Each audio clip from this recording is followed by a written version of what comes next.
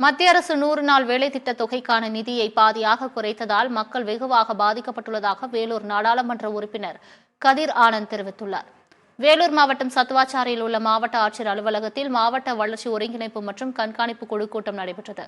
இதில் மத்திய அரசின் வேளாண் திட்ட பணிகளை கிராமப்புறங்களில் கொண்டு சேர்ப்பது, தொழிற்கடன் மூலம் இளைஞர்களுக்கு வேலைவாய்ப்பை பெறுவது ஆகியவற்றை குறித்து விவாதிக்கப்பட்டது. தொடர்ந்து மாவட்ட வளர்ச்சி ஒருங்கிணைப்பு கண்காணிப்பு குழு தலைவர் கதிர் ஆனந்த் செய்தியாளர்களை சந்தித்தார். அப்பொழுது பேசிய அவர் 100 நாள் வேலை திட்டத்திற்கான நிதியை மத்திய அரசு குறைத்துள்ளதால் மக்கள் பாதிக்கப்பட்டுள்ளதாக கூறினார். நாக நதியில் மாடு தாக்கி உயிரிழந்த நரிக்குறவர் சமுதாய இளைஞர் ராம்கியின் குடும்பத்தினருக்கு 3 லட்சம் ரூபாய் நிவாரணம் நிதி வழங்கப்பட்டுள்ளதாக குறிப்பிட்டார். ஜல்சக்தி, பிரதமர் வீடு வழங்கும் திட்டம் ஆகியவற்றில் உள்ள இடர்பாடுகளை மத்திய அரசு நிவர்த்தி செய்ய வேண்டும் எனவும் கதிர் ஆனந்த் தெரிவித்தார்.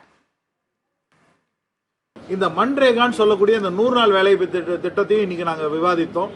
100 நாள் வேலை திட்டத்தை பொறுத்த வரைக்கும் மத்திய அரசாங்கத்தோட பங்களிப்போடு நடைபெறக்கூடிய இந்த திட்டம்.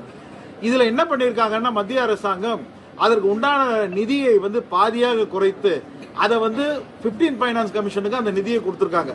100 நாள் வேலை திட்டத்துக்காகவே ஒதுக்கப்பட்ட பணத்தை 15 ஃபைனான்ஸ் கமிஷனுக்கு பெரிய பங்கை ஒதுக்கிட்டு 100 நாள் வேலை திட்டத்துக்கு உண்டான பணத்தை குறைச்சிருக்காங்க.